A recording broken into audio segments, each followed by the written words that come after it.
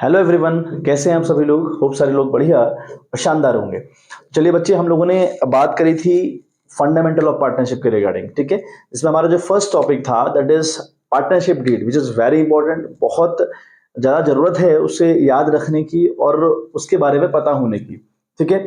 Partnership deed क्या होती है और इसमें कौन कौन सी बातें हैं जो लिखी जाती हैं और इसकी इंपॉर्टेंस क्या है, और अगर ये पार्टनरशिप डीड ना बनाई जाए तो कौन कौन से वो रूल हैं जो एप्लीकेबल होते हैं। ये सारी बातें हमने डिस्कस की थी अपनी पिछली वीडियो में, ठीक है। तो इस वीडियो पे आने से पहले उसको जरूर लिंक कर लें, ठीक है। उस पर जरूर क्लिक कर लें और उसको एक बार देख लें। Max to max of 25 minute की रही होगी वो वीडियो, आपको वॉच करके ही ये वीडियो देखनी है बच्चे, तभी जाकर आपको हेल्प हो पाएगी। चलिए, आज हम कॉन्सेप्ट को थोड़ा सा आगे लेकर चलते हैं और थोड़ा सा एक नई बात करते हैं, ठीक है। हमारी जो 12th की न्यूमेरिकल के फॉर्म में जो अकाउंट्स चालू होगी या जो अकाउंट्स हमें करनी है वो कहाँ से स्टार्ट होनी है, उसके ऊपर आज हम लोग बात करने वाले हैं, ठीक है। उसके बाद हमारे क्वेश्चंस भी चौथी वीडियो से हमारे क्वेश्चन स्टार्ट हो जाएंगे।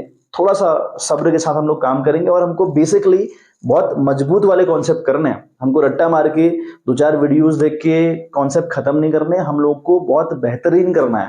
ये बात ध्यान में रखनी है कि हमको अच्छा करना है, ठीक है। चलिए, अब जो 11th की कहानी थी वहां पे हमने देखा भाई, जो प्रॉफिट था, कंपनी को जो प्रॉफिट होगा या जो कंपनी को लॉस होगी, है ना।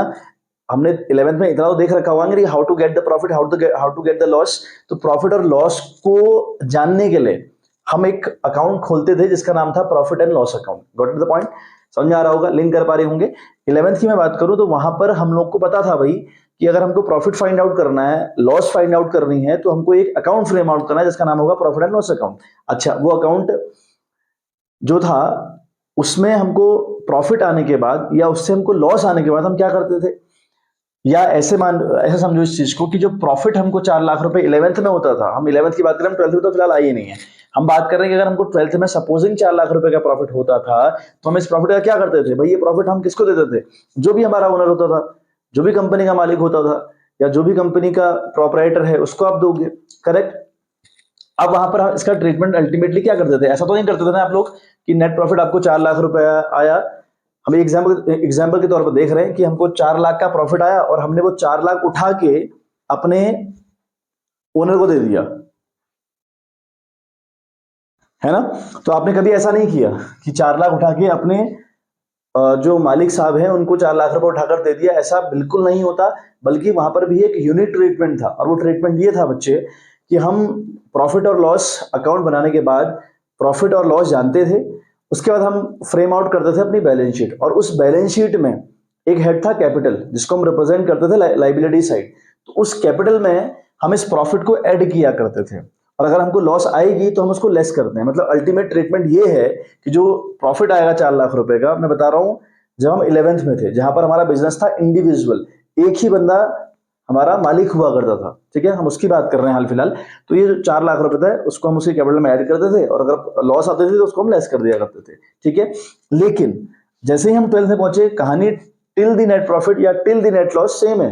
Profit and loss account same तरीके से बनेगा, एंट्री सेम तरीके से होंगे, लेजर सेम तरीके से बनेंगे, कुछ भी डिफरेंट नहीं है। बस डिफरेंट जो आता है ना बच्चे, वो ये आता है कि जो नेट प्रॉफिट है वहां पर जो 4 लाख था वो सिर्फ एक बंदे को बांटना था, जिसके लिए सिंपल सा ट्रीटमेंट किया कि बैलेंस शीट में गए और कैपिटल में उसका हिसाब किताब कर दिया, ठीक है। लेकिन यहाँ प्रॉब्लम यह है कि यहाँ पर बंदा एक नहीं है, यहाँ लेट्स सपोज 4 बंदे हैं, ABCD, आपकी कंपनी के 4 है पार्टनर, एक नहीं है। कितने पार्टनर्स है? 4। अब ये 4 लाख रुपए किसका है? इन चारों का, करेक्ट। अब इन चारों को प्रॉफिट बांटने के लिए आपको एक नया अकाउंट खोलना है जहां से 12th की स्टार्टिंग होती है। टिल द नेट प्रॉफिट कहानी आपको दी रहेगी, आपको क्वेश्चन में जो आप करने बैठोगे वहां प्रॉफिट और लॉस आपको दिया रहेगा, डोंट वरी। हमारा जो पहला अकाउंट 12th में खुलता है, जहां से 12th की स्टार्टिंग होती है, वो है आपका profit and loss appropriation account. इस अकाउंट को आपने खोलना है whenever the company wants to distribute its profit और लॉस अमंग द पार्टनर्स, ठीक है। तो profit and loss appropriation account हमने खोला, किस लिए खोला? सो दैट कि हम प्रॉफिट और लॉस को पार्टनर्स के बीच में बांट पाए, ठीक है। अब एक क्वेश्चन रेज होना चाहिए या आपके दिमाग में आना चाहिए कि क्या सिर्फ प्रॉफिट और लॉस को बांटने के लिए ही अकाउंट खोलना है? तो ऐसा बिल्कुल नहीं है। तो फिर और क्या काम होंगे इस अकाउंट के अंदर? इस अकाउंट के अंदर और क्या काम होंगे, ये क्वेश्चन आपका होना चाहिए। तो बच्चे और क्या काम होंगे? इस profit and loss appropriation account के अंदर एक तो प्रॉफिट एंड लॉस बटेगा जो हम प्रॉफिट एंड लॉस निकालेंगे या जो हमको दिया रहेगा उसको हम बांटेंगे। दूसरा, वो सारे एक्सपेंसेस, वो सारे इनकम जो आपके इन पार्टनर्स से रिलेटेड होंगे वो भी यहां आएंगे। क्लियर? अब इनसे रिलेटेड इनकम और खर्चे होते क्या क्या क्या, ठीक है, वो देखें। हम सारा काम धाम करेंगे कंपनी के पॉइंट ऑफ व्यू से। Profit and loss appropriation account मालिकों का नहीं है, ये कंपनी का है। तो आप अपने आप को कंपनी मानना, ठीक है, आप मानना अपने को कंपनी, ठीक है। तो कंपनी का पॉइंट ऑफ व्यू ध्यान में रख के आपको काम करना है ना। ऐसा नहीं कि खुद को ओनर समझ रहे हो, खुद को ओनर नहीं समझना है, खुद को समझना है कंपनी, ठीक है। तो पहला जो खर्चा इनसे होता है रिलेटेड या इनसे संबंधित होता है वो है इंटरेस्ट ऑन कैपिटल। अब ये नई बात तो है नहीं, ये आपने 11th में भी सुनी होगी, बट अगर नहीं याद है, नहीं कॉन्सेप्ट पता, तो नो प्रॉब्लम, कोई प्रॉब्लम नहीं उस बात से। 11th में जो करा 12th में ऐसा नहीं करना है, अब सीखनी है चीजें। तो जो इंटरेस्ट ऑन कैपिटल है, आपको पता है ना कि ABCD जिस भी कंपनी के मालिक हैं, इन्होंने उस कंपनी में कुछ ना कुछ अमाउंट लगा रखा है, कुछ ना कुछ पैसा लगा रखा है। तो जो पैसा लगा रखा है वो कहलाती है कैपिटल, और कंपनी उनको उस कैपिटल पर इंटरेस्ट देती है। कंपनी अलग है, मालिक अलग है, यू नो वेरी वेल। तो कंपनी जो इसके मालिक हैं, लेट्स सपोज 2 मालिक हैं, ये कंपनी है, ये कंपनी इनको इंटरेस्ट देगी इस पर, कैपिटल पर, जो कितने इन्वेस्ट कर रखी है इन लोगों ने, ठीक है। तो पहला खर्चा कंपनी का होता है interest on capital regarding the partners. तो मैंने कहा इनके जो खर्चे होंगे, इनसे रिलेटेड जो खर्चे होंगे या जो इनकम होगी वो भी इस अकाउंट के अंदर आएगी। तो इंटरेस्ट ऑन कैपिटल कंपनी के पॉइंट ऑफ व्यू से खर्चा है, ऐसा समझो इस बात को। मेरा ये हाथ कंपनी है, ये हाथ पार्टनर है, ठीक है। ये हाथ इंटरेस्ट ऑन कैपिटल दे रहा है जो कि कंपनी है, तो कंपनी का तो खर्चा है, लेकिन ये हाथ रिसीव कर रहा है तो इसकी इनकम है। यानी ये जो इंटरेस्ट ऑन कैपिटल है पार्टनर्स की तो इनकम है, लेकिन कंपनी का खर्चा है। और आपने सोचना किस तरीके से है, कंपनी के तरीके से आपने सोचना है, ठीक है। तो इंटरेस्ट ऑन कैपिटल पहला खर्चा, करेक्ट।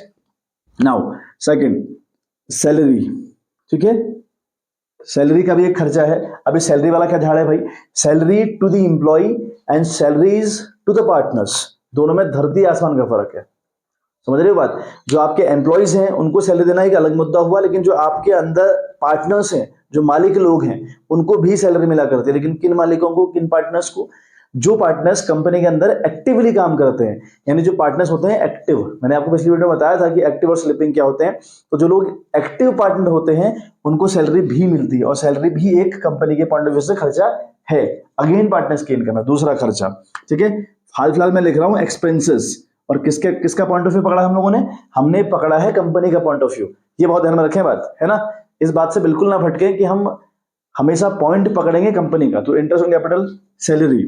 तीसरा बच्चे कमीशन, कमीशन किसको मिलेगा, again who will be the active partner in the company, he will get the commission, ठीक है। चौथा, जो कि किसी को मिलेगा नहीं, बस हम कंपनी के पॉइंट ऑफ व्यू से एक सौ देख लेते हैं कि होता क्या है, ठीक है।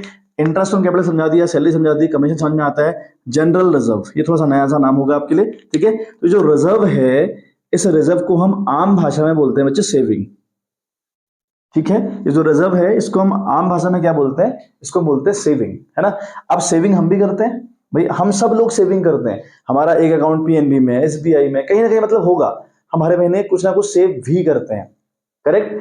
अब वो सेव क्यों कर रहे हो आप लोग, मतलब हम अगर सेविंग कर रहे हैं ना कहीं पे, क्या पर्पज है भाई, पर्पज ये है कि कभी भी अगर लाइफ में कोई मुसीबत आए, कोई दिक्कत परेशानी आए, तो मैं उससे निपट पाऊं, यही है ना मोटो, है ना। लेकिन आपको फिक्स नहीं पता कि उस पैसे को हम खर्च क्या करने वाले हैं, आपको खुद को नहीं पता, या मुझे खुद को नहीं पता कि जो मैं सेव कर रहा हूं पैसा, वो मैं खर्च क्या करने वाला हूं, मुझे खुद को नहीं पता, ठीक है।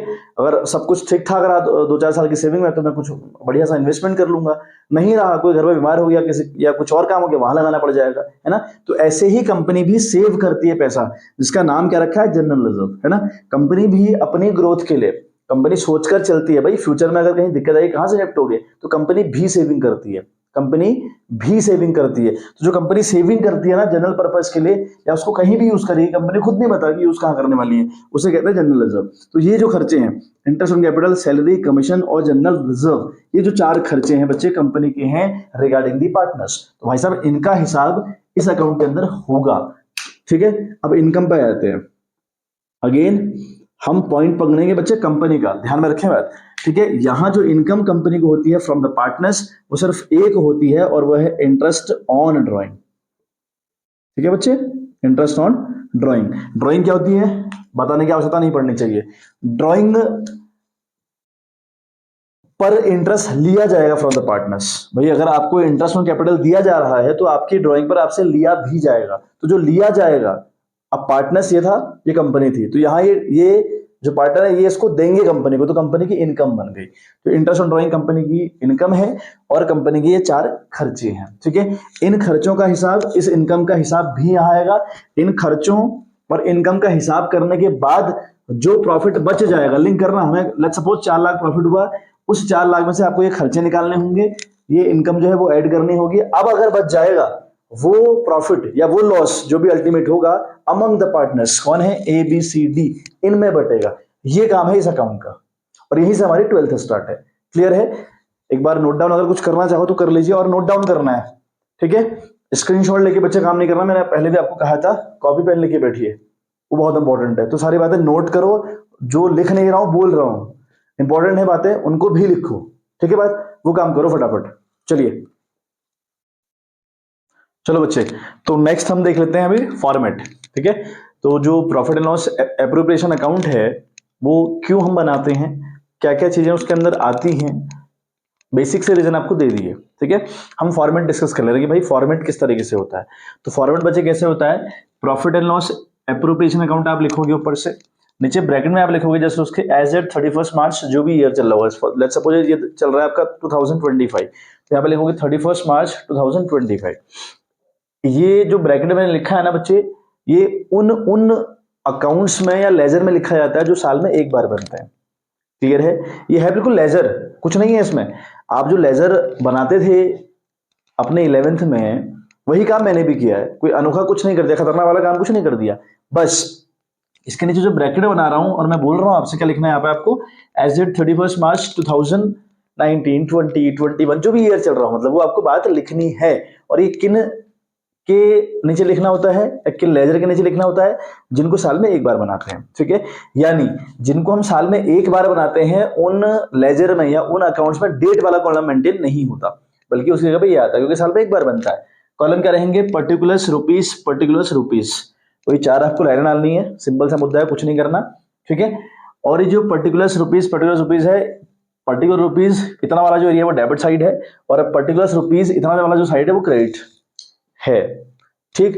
अब सुनो मजे की बात, जो profit and loss appropriation account है, ये अकाउंट कौन बना रहा है, इसको कौन मेंटेन कर रहा है, इसको मेंटेन कर रहा है कंपनी, इसको मेंटेन कर रही है कंपनी, और तुम कंपनी में अकाउंटेंट हो। आ रही है बात समझ में? यानी हर एक बात को ऐसे लेना कि तुम वहां पे एज एन अकाउंटेंट काम कर रहे हो, तो यानी आपका जो पॉइंट ऑफ व्यू होगा या जो सोचने का तरीका होगा वो कंपनी के पॉइंट ऑफ व्यू से होगा, ठीक है। मालिकों की तरह नहीं सोचना है, ठीक है। अगर उससे करो तो गड़बड़ हो जाएगी बच्चे, आपने कंपनी के पॉइंट ऑफ व्यू से काम करना है, ये बात ध्यान में रखें। और मेरे साथ साथ ये फॉर्मेट नोट करते हुए चलें। हालांकि ये फॉर्मेट आपको मैं टेलीग्राम के चैनल पर तुरंत भेज दूंगा, ठीक है। जैसे ये वीडियो अपलोड होगी, ये वीडियो आपके टेलीग्राम चैनल के, इसका जो लिंक होगा वो टेलीग्राम पर आएगा। साथ साथ जो पीडीएफ यानी जो मैंने आज पढ़ाया उसकी पीडीएफ भी आपको मिल जाएगी, उसको भी प्रिंट आउट रख लें, वो काम आएगी आपके, या लिख लें, वटेवर जो जैसा भी आपको सही मेथड लगता है। लेकिन टेलीग्राम का चैनल जरूर ज्वाइन कर लें। आपको करना क्या है उसके लिए, आप यूट्यूब पे जब चैनल पे जाते हैं मेरे, तो चैनल को ओपन करें, ठीक है। चैनल को ओपन करने के बाद एक सेक्शन होता है अबाउट वाला होता है, उस सेक्शन पे आप जाना, वहां पे लिंक पड़ा हुआ है टेलीग्राम का, ज्वाइन कर लें। और अगर आप सर्च करोगे ना टेलीग्राम पर कॉमर्स नॉलेज सेंटर के नाम से, तब भी आपको मिल जाएगा और बहुत बेनिफिशियल होगा आपके लिए, ये गारंटी है इस बात की, ठीक है। आपको बहुत सारा मटेरियल फ्री में आपको मिलेगा, ठीक है।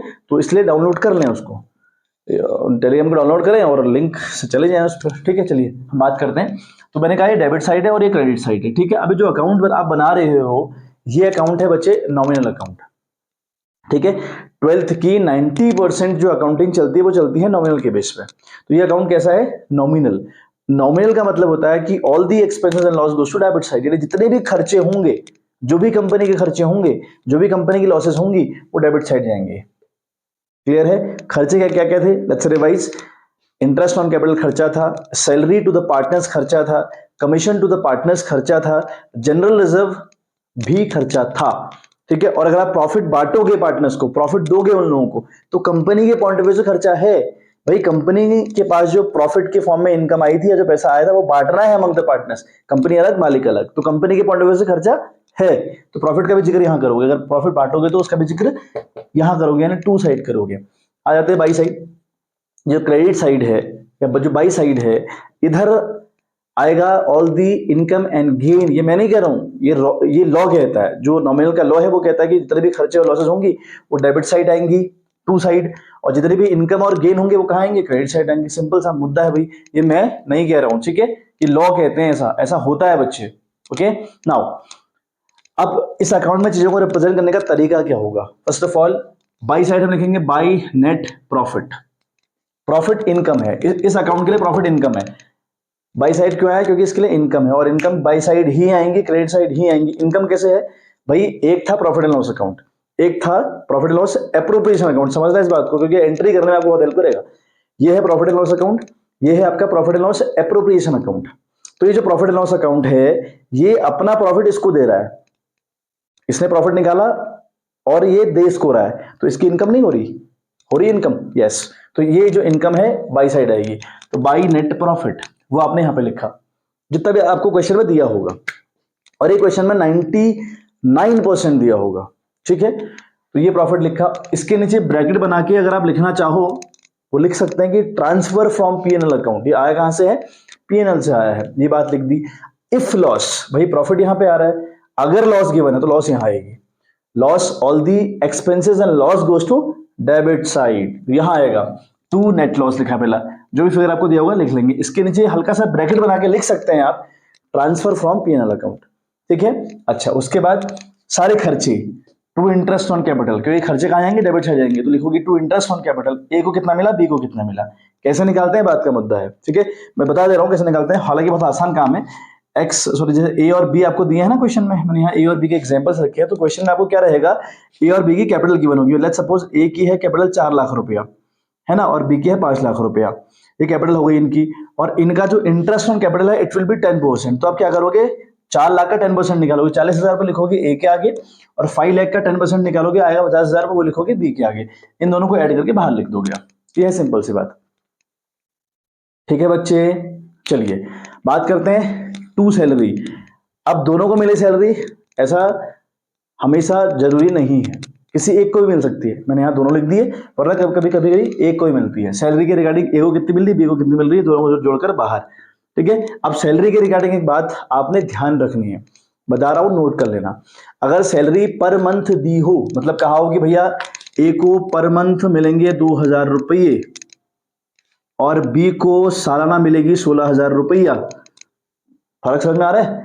ए को हर महीने 2,000 रुपए एज अ सैलरी मिलेंगे, और बी के लिए लिखा है कि जो बी है उसको साल में, यानी per annum, per year 16,000 rupee he'll receive as a salary, ठीक है। तो जहां पर मंथ होगा वो अमाउंट आपका 12 से मल्टीप्लाई होगा, क्योंकि एक साल है 12 महीने, तो 12 दूना 24,000 रुपए यहाँ ए के आगे लिखोगे, और बी का तो दिया है एनुअली 16 यहाँ लिखोगे, दोनों ऐड करके बाहर लिख दोगे, क्लियर है। चलिए कमीशन, ए को कितना मिल रहा, बी को कितना मिल रहा। कमीशन की अपनी एक कहानी है ना, इसके फॉर्मूले हैं, अपनी कहानी रहती है, कैसे निकलता है बाद में डिस्कस करेंगे। अभी फिलहाल समझो, ए को कितना मिला, बी को कितना मिला, वो यहाँ आ जाएगा जोड़ के, ठीक है।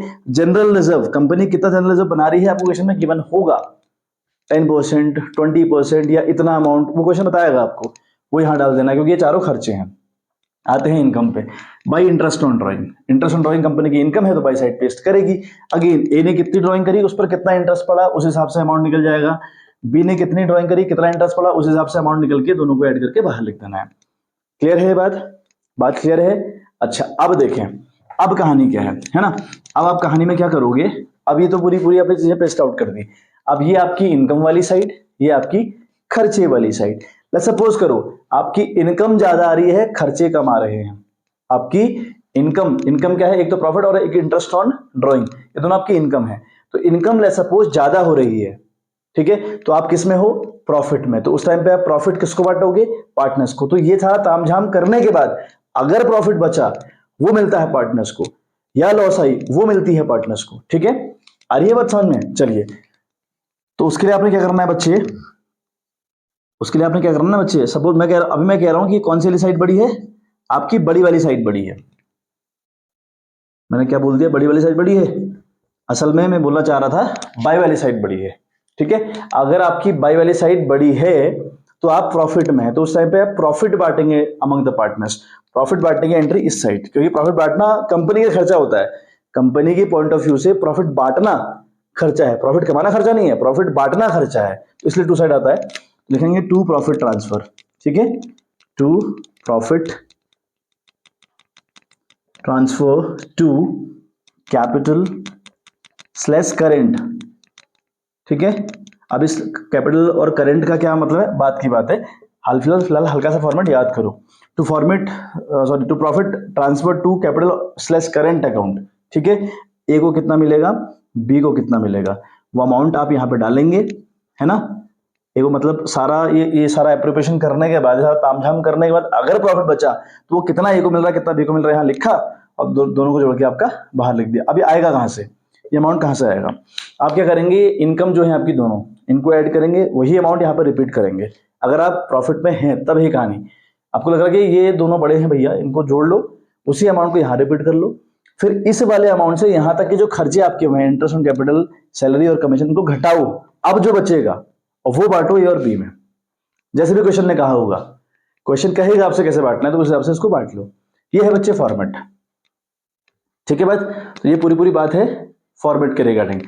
अब सुनो, एक कहानी और आपको बता दूं, बहुत इंपॉर्टेंट है, इस पर आपका ध्यान होना चाहिए। मैंने क्या बोला, शुरुआत में मैंने आपसे बोला था कि भाई 11th में प्रॉफिट एक बंदे का था, तो प्रॉफिट का हिसाब किताब या उस लॉस का हिसाब किताब हम कहाँ कर दिया करते थे, अपना कैपिटल में, बैलेंस शीट के अंदर। ठीक है, लेकिन यहां प्रॉब्लम क्या आई भाई, यहां प्रॉफिट कमाने वाले या प्रॉफिट के हिस्सेदार 4-5 लोग या 2 या 3 लोग हो जाते हैं। उनको बांटने के लिए हमको एक अकाउंट खोलना पड़ा, इसका नाम है profit and loss appropriation account. ठीक है, फिर क्वेश्चन मैंने रेस किया कि भैया क्या सिर्फ प्रॉफिट बांटने के लिए इस अकाउंट को एंट्री करेंगे, तो नहीं, वो सारे खर्चे, वो सारी इनकम जो आपके पार्टनर्स को रिलेट करेंगे, उनका हिसाब यहाँ आएगा। कौन कौन से वो खर्चे, कौन कौन से वो इनकम है पार्टनर से रिलेटेड, मैंने आपको बता दी। हिसाब किस तरीके से करना है वो बता दिया। एक और बात आपकी मजेदार आप अपने ध्यान रखनी है, वो ये कि यहां पर दो हैं आपके एक्सेप्शनल केसेस, दो हैं अपवाद, जो पार्टनर्स के रिलेटेड लगेंगे आपको या पार्टनर्स के रिगार्डिंग लगेंगे आपको, लेकिन होंगे नहीं। कुछ ऐसे खर्चे भी होते हैं या कुछ ऐसी इनकम भी होती हैं जो पार्टनर्स से रिलेटेड तो लगेंगी आपको, लेकिन उनकी होंगी नहीं। फॉर एग्जाम्पल, लोन दिया किसी पार्टनर ने, देखो ये ए और बी है, दो कौन है, ये कंपनी के मालिक हैं। तो इनने क्या करा, ये इस ए ने और बी ने कंपनी को लोन दिया, मतलब दोनों में से एक ने या दोनों ने कंपनी को लोन दिया, और कंपनी ने इनको उस लोन पर इंटरेस्ट दिया। उस टाइम पे कंपनी का खर्चा और ए और बी की इनकम, करेक्ट, वो यहां नहीं आती, वो यहां नहीं आती। क्यों नहीं आती, सुनो, मेरे भाई ने मुझे 5 लाख रुपए उधार दिया, या मेरे दोस्त ने मुझे 5 लाख रुपए उधार दिया, दोनों में फर्क बताओ जरा मुझे, दोनों में मुझे फर्क बताओ। दोस्त तो चलो बाहर वाला बंदा था, उसे तो चलो कर्जा देना ही देना था, लेकिन मेरे भाई ने भी मुझे कर्जा दिया, समझ रहे हो। तो मेरे लिए भाई में और उस दोस्त में फर्क क्या रह गया, मतलब दोनों लोग मेरे लिए बाहर के लोग हैं जो कर्जा दे सकते हैं, जो कर्जा देने में सक्षम है। उन्होंने मुझे कर्जा दिया, उसके बदले में उनको इंटरेस्ट दूंगा, उनके पैसे वापस करूंगा। तो भाई ने भाईचारा निभाया कहाँ, समझ रहे हो। ऐसे ही जो कंपनी के पार्टनर्स हैं, इनने कंपनी को लोन दिया, कंपनी की हेल्प नहीं करी, कंपनी को लोन दिया। तो भाई कंपनी को लोन दिया तो ठीक है, मतलब तुम नहीं देते कोई और देता, तुम नहीं दोगे तो बैंक देगा भाई, कोई और देगा। ठीक है, तो फिर जब इन्होंने मदद करी ही नहीं, तो ये उस टाइम पे मिलने बन गए थर्ड पार्टी। ये उस टाइम पार्टनर्स हैं ही नहीं, लोन के टाइम पर ये मेरे पार्टनर्स हैं ही नहीं। ठीक है, तो इसलिए इन पर, इनके लोन पर इंटरेस्ट देना वो कंपनी यहां चार्ज नहीं करेगी, क्योंकि वो उस इनकम को पार्टनर्स की इनकम मानती ही नहीं है, और है भी नहीं, वो लॉजिकली है भी नहीं। ठीक है, ऐसे ही रेंट टू द पार्टनर। अभी रेंट टू द पार्टनर क्या मतलब हुआ, ए और बी दोनों में से कोई एक पार्टनर है कंपनी के अंदर, ठीक है, उसने अपनी बिल्डिंग दे रखी है कि भैया बिल्डिंग में करेंगे बिजनेस, और मुझे इसके बदले रेंट चाहिए। तो भाई बी ने, बताओ, पार्टनर वाला काम निभाया कहां पर, समझ रहे हो बात। उसने तो मुझे बिल्डिंग दी, जैसे कोई थर्ड पार्टी भी देती भाई, अगर कोई बाहर वाला देता तभी तो रेंट ही लेता, जैसे फ्री में तो नहीं दिया ना मेरे को। तो यानी मतलब मेरे को, मतलब कंपनी को, मेरे को मैं जब कह रहा हूं तो कंपनी समझना सॉरी। तो जब बी ने दिया है तो भाई बी ने दिया जैसे बाहर वाले लोग करते हैं, ऐसा ही बी ने भी व्यवहार किया। तो जब उस बिल्डिंग से रेंट कमाएगा तो वो इस बंदे की इनकम एज अ पार्टनर नहीं होगी, वो एज अ थर्ड पार्टी होगी, इसलिए यहाँ नहीं आता। क्लियर है बात? आई बात समझ में? चलो, ये बहुत इंपॉर्टेंट बात थी क्योंकि आपको ये कंफ्यूज करेगी। आगे मैं एक बात और बताता हूँ जो लास्ट है। मैंने आपको बताया कि यहाँ अगर ज्यादा होगा, यहाँ कम होगा खर्चे, तो आप प्रॉफिट में होंगे, तो आप अमंग द पार्टनर्स प्रॉफिट बांटेंगे। बट उल्टा सिनेरियो भी हो सकता है, कई बार यहाँ ज्यादा आ जाता है, यहाँ तक का मामला ज्यादा आ जाएगा लेकिन ये कम आएगा। उस टाइम पे क्या करना है, इन तीनों को ऐड करके यहाँ लिखना है, ठीक है। फिर उस अमाउंट से इनको घटाना है, अब जो बच जाएगा वो लॉस है। अब लॉस बांट देनी है। लॉस बांटने के लिए एंट्री आपको करनी है, लिखना है आपको बाय लॉस, ठीक है, transfer to capital slash current, whatever जो भी कंडीशन होगी।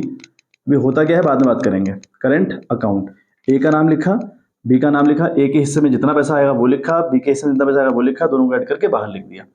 ठीक है, आ रही बात समझ में? तो ये कंप्लीट फॉर्मेट, कंप्लीट इन्फॉर्मेशन। एक बार उतार रहे हो आप, फटाक से उतारिए, फिर हम आज का सेशन करें बच्चे फिनिश। चलिए ठीक है बच्चे, आज के लिए बच्चे इतना ही है। होप सो आपको ये मामला समझ में आए और आया होगा। मैंने बहुत भरसक प्रयास किया है ना, और ये बहुत इंपॉर्टेंट कॉन्सेप्ट है, आपको समझ में आना चाहिए। आपको फॉर्मेट याद करना है विद रीजन, ठीक है। एक होता है रट्टा मारना, वो उससे काम नहीं चलेगा बच्चे। अब आप जा रहे हैं हायर स्टडीज की तरफ, वहां पर रट्टा मार के काम नहीं चलता, वहां आपको लॉजिक्स पता होने चाहिए, और लॉजिक अगर पता होंगे तो आपकी अकाउंटेंसी या कोई भी सब्जेक्ट बहुत बेहतरीन होगा, उसमें कोई शक नहीं है। ठीक है बच्चे, चलिए आज के लिए इतना ही, मिलते हैं आपसे इन द नेक्स्ट वीडियो। तब तक bye, have a good day.